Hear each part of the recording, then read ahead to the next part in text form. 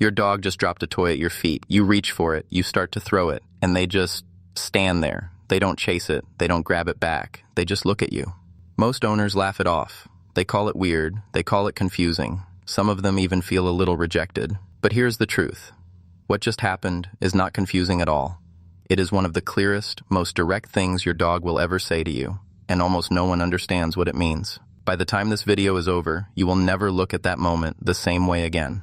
If you want to truly understand the animal that chose to spend their life with you, subscribe right now, because what we are about to unpack changes everything. Let's get into it. 1. The toy is not the point. Let's start with the obvious question. Why does a dog bring you something they don't want you to throw? If they don't want to play, why bring the toy at all? It seems contradictory. It seems like a mixed signal. It is not. To understand what is happening, you need to understand something about how dogs think about objects, and more specifically, how they think about the objects they carry toward the people they love. Dogs are not transactional creatures in the way humans are. When you give someone something, you usually expect something in return. A trade, a reaction, a use. Dogs don't think like that. When a dog picks up an object and brings it to you, the bringing itself is the act. The toy is not an instrument. The toy is a vehicle. It is the physical thing their body found to carry the feeling they had no other way to express. Think about that for a moment. Your dog felt something large enough, urgent enough, real enough that it needed to travel across the room and arrive at your feet. And the only way they knew how to move that feeling from inside themselves to the space between you was to find something to hold in their mouth and bring it to you. The toy is not a request. The toy is a sentence. And that sentence is not, throw this. That sentence is, I want to be close to you right now, and I didn't know how to come to you empty-handed. Research published in the journal Animal Cognition found that dogs who were strongly bonded to their owners showed significantly higher rates of object-presenting behavior during reunion moments, meaning when their owner returned home, compared to dogs with weaker attachment scores. The object, the toy, the sock, the random piece of cardboard, was not chosen for play. It was chosen because it gave the dog a reason to approach. A social bridge built out of whatever happened to be nearby. And here is the part that will stay with you. Some dogs do this every single time their owner walks through the door. For years. Every single day. Not because they want to play every single day, but because every single day they feel something big enough that they need to bring it to you. They have been handing you a love letter, in the only language their body has. And most owners have been throwing it across the room without reading it, too. What their face is actually telling you. Now that you understand what the toy represents, let's talk about what to look for. Because when your dog brings you a toy and doesn't want to play, their body is communicating at a level most people completely miss. Stop looking at the toy. Start looking at their face. There is a very specific set of signals that appear in a dog's body in the moment they bring you something without wanting it retrieved. And once you know what they look like, you will see them every single time. The first signal is the eyes. When a dog is genuinely seeking play, their eyes are bright, wide, and forward-focused. They track the toy. They anticipate movement. There is a physical tension in their gaze, a readiness. When a dog brings you a toy as a gesture of connection, the eyes are different. They are not tracking the object. They are tracking you, specifically your face. They are watching your expression, the way you watch someone's face when you've just said something important, and you're waiting to see if they understood. The second signal is the mouth. Dogs carrying a toy for play grip it with purpose. There is tension in the jaw. The toy is held ready to be released into action. Dogs carrying a toy as a gesture hold it more gently. Some dogs barely hold it at all. It rests between their lips more than between their teeth, as if they know at some level that the object is not what matters. The third signal is the body. A dog seeking play is coiled. The weight shifts forward. The back legs load. The tail moves at a certain speed, high and fast, ready. A dog offering connection carries their body differently. The posture is softer. The tail moves lower and slower, a different rhythm entirely. The whole body says not let's run, but instead come here, come be with me. A study from the University of Lincoln found that dogs adjust their body posture and gaze direction with remarkable precision depending on whether they are seeking functional interaction, like play, or affiliative interaction, which is what researchers call the behaviors that are purely about closeness and emotional connection. The physical differences between the two states are measurable. They are real. Your dog is not being confusing. Your dog is speaking a language that has always been there. You just needed someone to teach you the vocabulary. The greeting ritual you didn't know you had. Let's talk about when this happens. In most use holds, the toy-bringing behavior without play intent shows up most consistently in 3 specific moments. The first is when you come home. The The second is when you have been away from them within the house, you were in a different room, you were outside, you stepped out for an hour, and you return to where they are. The third is when you sit down after a period of activity, when the energy in the house shifts and becomes quiet. These are not random. These 3 moments share something. They are all transition points, moments when the emotional temperature of the room changes. Dogs are extraordinarily sensitive to transitions. Their nervous systems are calibrated to register change. Change in your movement patterns, change in the sounds you make, change in your scent, which actually shifts measurably depending on your stress levels and activity. And at these transition moments, a certain kind of dog, which is almost always a dog with a deep bond to their owner, feels the shift in the room like a physical thing. Their attachment system activates. They need to close the distance between themselves and the person they are anchored to.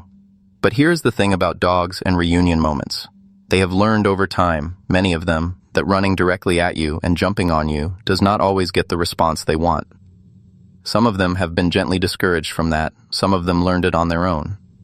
So instead of running at you with nothing, they pick something up. The toy becomes a social solution. It is a reason to approach that feels appropriate. It gives both of you something to look at, so the full weight of the emotion doesn't have to be met head-on. In the same way, a person who is nervous might bring someone a cup of coffee before saying something difficult. Not because the coffee is the point, but because carrying something makes the approach possible. Your dog figured that out, without being taught, without ever reading a study. They figured it out because they needed you badly enough to find a way. 4. The breeds this runs deepest in, not every dog does this equally, and understanding why helps you understand your own dog at a different level. The toy-bringing behavior as a gesture of emotional connection is found across all breeds, but it is disproportionately common in retriever breeds, golden retrievers, Labrador retrievers, flat-coated retrievers, Portuguese water dogs, spaniels of most varieties. The reason for this is both obvious and beautiful. These breeds were developed over centuries to work in close cooperation with humans. The entire job of a retriever was built around a physical act of bringing something back, find it, carry it, deliver it, return. That function required not just a physical capacity, but a psychological one.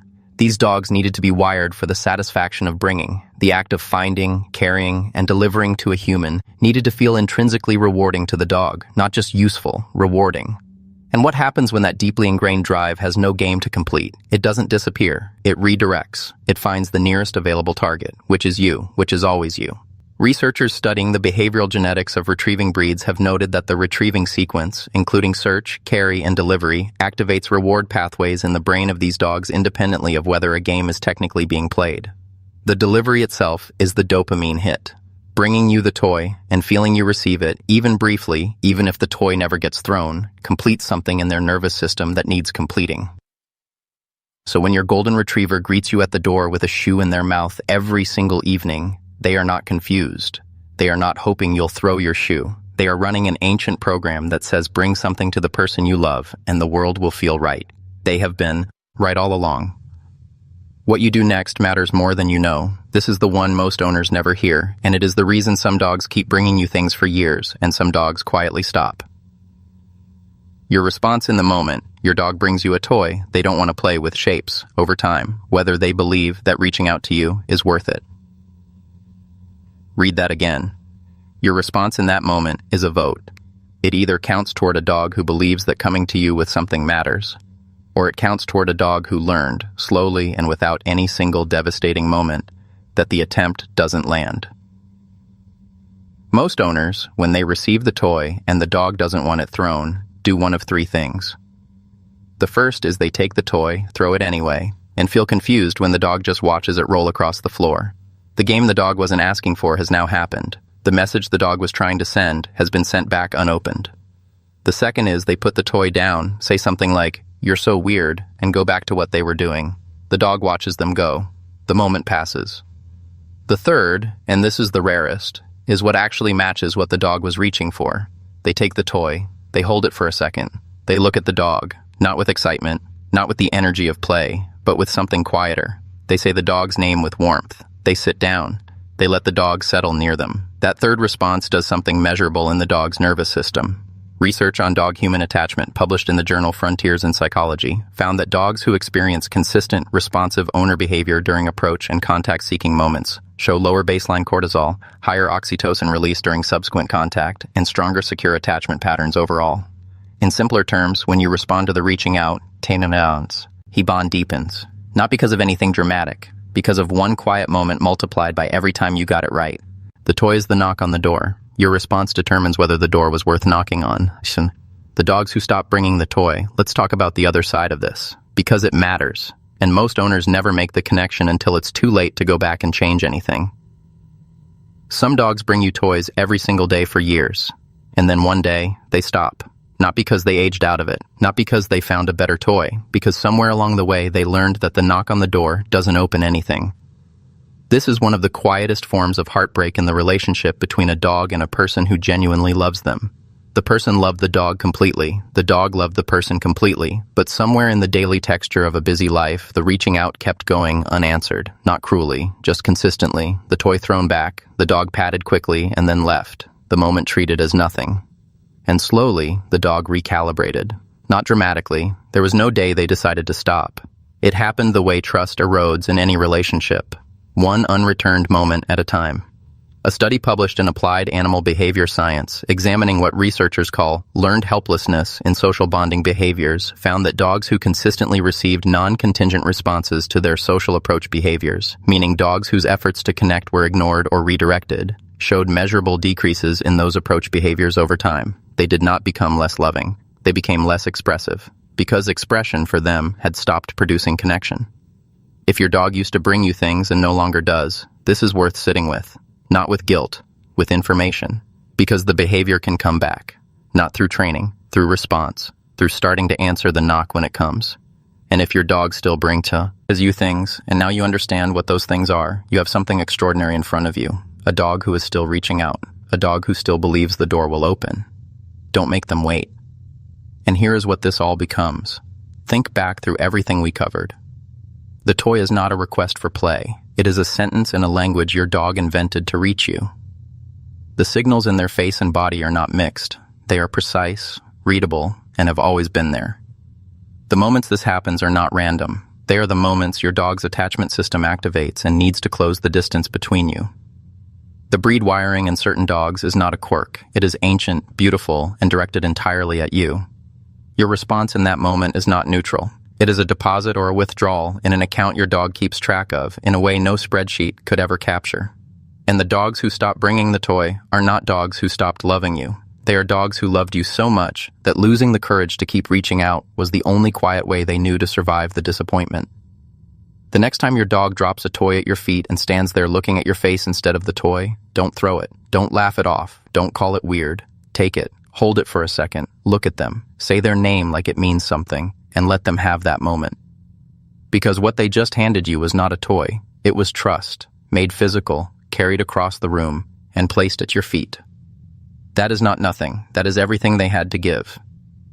If this video changed the way you see your dog, share it with someone whose dog does this and who deserves to know what it really means. Subscribe. We are here every week helping you understand the animal that chose to spend their one life with you. They deserve to be understood, and so do you.